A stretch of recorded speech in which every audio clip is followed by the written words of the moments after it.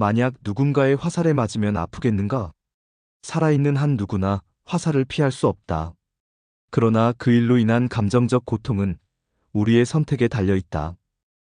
상실과 실패와 재난은 누구의 삶에나 일어난다. 잠시 아플 뿐이고, 잠시 화가 날 뿐이고, 잠시 슬플 뿐이면 되는 것이다. 그 순간이 지나면 우리는 다시 맑고 투명해진다. 우리는 외부의 상황을 완전히 통제할 수는 없지만 그 상황에 대한 우리의 반응은 선택할 수 있다. 누군가를 원망하면서 자신에게 화살을 쏘아대기에는 인생이 너무 짧은 것이다. 과거에 매몰되어 현재를 제대로 살지 못하는 어리석음을 범하지 말아야 한다. 한 여성이 20년 전에 이혼을 했다. 그 20년 동안 그녀는 전 남편의 부당한 행동에 화가 난 채로 고통스럽게 살았다. 자식들과 친구들 앞에서 그에 대한 비난을 멈추지 않았다. 그리고 어떤 남자도 믿지 않았기 때문에 누구와도 한 달 이상 관계를 지속하지 못했다. 스스로 쏜 두 번째 화살이 너무 많이 박혀 있어서 사랑의 감정이 싹틀 공간이 없었다. 분노로 인해 그녀의 삶은 얼어붙었으며 모든 관계가 제한적이 되었다. 백혈병 선고를 받고서야 그녀는 분노를 무덤까지 가져가고 싶지 않다는 것을 깨달았다. 사랑하지 않고 삶을 허비한 것이 너무 후회되었다. 인생 수업의 저자 엘리자베스 퀴블러 로스를 찾아온 그녀는 평화롭게 살 수는 없었지만 평화롭게 죽고 싶다고 고백했다. 스스로에게 쏜 두 번째 화살이 자신의 삶을 망쳤음을 늦게야 깨달은 것이다. 이미 잃어버린 것에 집착하는 것은 지금 가지고 있는 것마저 잃는 지름길이다. 만약 누군가의 화살에 맞으면 아프겠는가? 제자가 대답한다. 아픕니다. 스승이 다시 묻는다. 만약 똑같은 자리에 두 번째 화살을 맞으면 더 아프겠는가? 제자가 말한다. 몹시 아픕니다. 그러자 스승이 말한다. 살아있는 한 누구나 화살을 피할 수 없다. 그러나 그 일로 인한 감정적 고통은 우리의 선택에 달려 있다. 첫 번째 화살은 실제로 일어난 사건이고, 두 번째 화살은 그 사건에 대한 감정적 반응이다. 상실과 실패와 재난은 누구의 삶에나 일어난다. 그러나 고통의 대부분은 실제의 사건 그 자체보다 그것에 대한 감정적 반응으로 더 심화된다. 인생이 고통이라고 말하지만 우리가 가장 많이 맞는 화살은 스스로 자신에게 쏘는 두 번째 화살이다. 첫 번째 화살을 맞을 때마다 우리는 즉각적으로 두 번째 화살을 자신에게 쏘기 시작하며 이 두 번째 화살이 첫 번째 화살의 고통을 몇 배나 증폭시킨다. 불쾌한 사건이 심리적 불행으로 이어지는 경우는 흔하다. 차를 운전하고 가는데 다른 차가 방향 지시등도 없이 끼어든다. 우리는 금방 흥분해서 감정적으로 된다. 두 번째 화살이 이성을 마비시키고 맥박수를 증가시킨다. 주말을 비워두고 명상 프로그램에 등록했는데 하루 전에야 취소 연락이 온다. 숲속 명상센터에서 마음의 평화를 얻으려던 계획은 한순간에 분노의 감정으로 바뀌어 주최 측과 자신에게 두 번째 화살을 쏘기 시작한다. 선의의 마음을 가지고 도와주었는데 돌아온 것은 배신이다. 형제와 친구 사이에서 흔히 일어나는 일이다. 그 경험만으로도 상처가 큰데 두고두고 우리를 괴롭히는 것은 스스로에게 쏘는 감정적 화살이다. 내 친구가 터무니없는 누명을 쓴 적이 있다. 그로선 억울한 일이었지만 인간 심리의 왜곡된 면을 바로잡기는 쉽지 않다. 진실하고 정의롭다고 자부하는 이들도 자신의 이익과 질투심 때문에 누군가를 희생양으로 삼곤 한다. 이 악의적인 비난 때문에 그와 가깝던 이들까지 등을 돌렸다. 조금만 상황을 살펴봐도 헛소문임을 알 수 있었지만 사람들은 때로 진실에는 관심이 없다. 진실이 신발끈을 묶고 있을 때 거짓은 지구를 반바퀴 돈다. 억울함, 배신감, 증오, 복수심이 꿈속에서도 그를 괴롭혔다. 그리고 그 감정들이 그로 하여금 현재를 생생하게 살지 못하게 막았다. 화분의 뿌리가 꽉 차서 분갈이가 필요한 식물처럼 마음속 화분에 부정적인 뿌리들이 뒤엉켰다. 우리는 상처 입은 감정들이 자신의 삶을 방해하는 것을 너무 오래 허용하지 말아야 한다. 나는 그 친구에게 물었다. 어느 것이 그를 더 괴롭히는지, 일어난 사건인지, 아니면 그것에 대한 자신의 감정적 반응인지. 마침내 그 친구가 그렇게 했듯이 우리는 두 번째 화살들을 단호히 뽑아버려야 한다. 누군가를 원망하면서 자신에게 화살을 쏘아대기에는 인생이 너무 짧은 것이다. 화살에 맞으면 아픔을 느끼되 그 아픔을 과장하지 말라고 부처는 충고했다. 병이 난 제자를 찾아가서도 아파하되 그 아픔에 깨어있으라고 가르쳤다. 상처에 너무 상처받지 말 것, 실망에 너무 실망하지 말 것, 아픔에 너무 아파하지 말 것.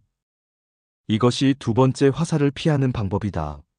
잠시 아플 뿐이고, 잠시 화가 날 뿐이고, 잠시 슬플 뿐이면 되는 것이다. 그 순간이 지나면 우리는 다시 맑고 투명해진다. 첫 번째 화살과 두 번째 화살의 비유는 우리 삶의 고통이 어디서 오는지를 명확하게 보여주고 있는 듯합니다. 특히 20년간 분노에 갇혀 살았던 여성의 이야기가 가슴에 깊이 와닿았습니다. 이혼이라는 첫 번째 화살 자체보다도 그에 대한 지속적인 분노와 원망이라는 두 번째 화살이 그녀의 삶을 얼마나 황폐하게 만들었는지 생생하게 보여줍니다. 20년이라는 긴 세월 동안 자신이 스스로에게 쏜 화살들로 인해 사랑할 기회를 잃고 새로운 관계를 맺을 가능성마저 차단해버린 모습은 우리 모두가 되새겨야 할 경고입니다. 백혈병 선고를 받고 나서야 깨달은 그녀의 후회는 평화롭게 살 수는 없었지만 평화롭게 죽고 싶다는 절절한 고백으로 드러나네요. 저 역시 이 글을 읽으며 과거의 상처나 실망에 매달려 현재를 제대로 살지 못했던 경험들이 파노라마처럼 떠올랐습니다.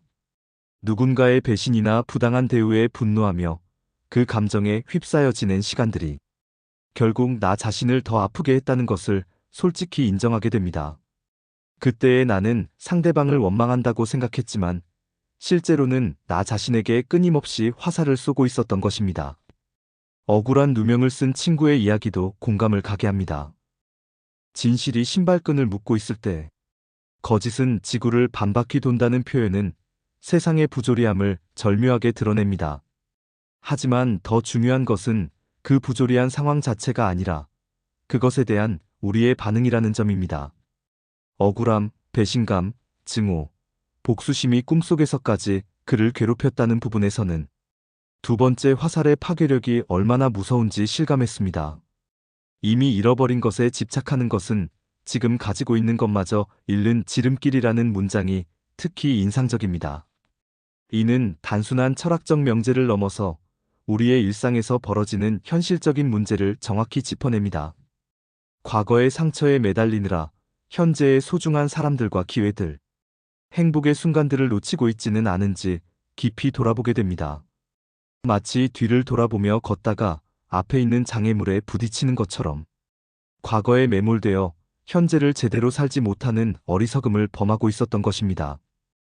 그래서 제시하는 일상의 예시들도 매우 공감이 됩니다.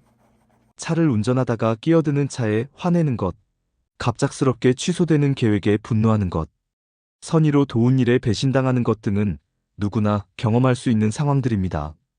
이런 순간들에서 우리가 어떻게 반응하느냐에 따라 그 하루의 질, 나아가 삶의 질이 결정된다는 것을 깨닫게 해주네요. 부처의 가르침 중 화살에 맞으면 아픔을 느끼되 그 아픔을 과장하지 말라는 말씀. 이는 감정을 억압하거나 부정하자는 것이 아니라 감정을 있는 그대로 받아들이되 그것에 과도하게 매몰되지 말자는 의미로 받아들여집니다. 아픔을 아픔으로, 슬픔을 슬픔으로 인정하되 그 감정이 우리를 지배하도록 놔두지는 말자는 것입니다. 잠시 아플 뿐이고, 잠시 화가 날 뿐이고, 잠시 슬플 뿐이라는 표현에서는 감정의 일시성에 대한 깊은 사색을 발견하게 됩니다. 모든 감정은 구름처럼 지나가는 것이고 영원히 지속되지 않는다는 사실을 받아들일 때 우리는 좀 더 평온해질 수 있습니다. 첫 번째 화살은 피할 수 없지만 두 번째 화살은 우리의 선택이라는 깨달음이 희망을 줍니다. 이 글을 통해 진정한 자유가 무엇인지도 생각해보게 됩니다. 진정한 자유는 상처받지 않는 것이 아니라 상처에 얽매이지 않는 것을요. 완벽한 삶을 살아서 화살을 맞지 않는 것이 아니라 화살을 맞더라도 그것으로 인해 자신을 더 이상 괴롭히지 않는 것이 진정한 해방입니다. 앞으로는 힘든 일이 생겼을 때 이 글을 기억하려 합니다. 그 순간의 아픔을 온전히 받아들이되 그 아픔을 과장하거나 지속시키지 않으려 노력할 것입니다. 그 순간이 지나면 우리는 다시 맑고 투명해진다는 마지막 문장처럼 어떤 상황에서도 본연의 맑음을 회복할 수 있다는 믿음을 가지고 살아가고 싶습니다. 결국 이 글이 전하고자 하는 메시지는 단순하지만 깊은 의미를 담고 있습니다. 우리는 외부의 상황을 완전히 통제할 수는 없지만 그 상황에 대한 우리의 반응은 선택할 수 있다는 것입니다. 그리고 이 선택이야말로 우리 삶의 질을 결정하는 가장 중요한 요소라는 것을 잘 알게 해줍니다. 책새는 날아가면서 뒤돌아보지 않는다. 내용 속 두 번째 화살 피하기에 대한 이야기였습니다. 오늘도 들어주셔서 감사하고 빛나는 하루가 되세요.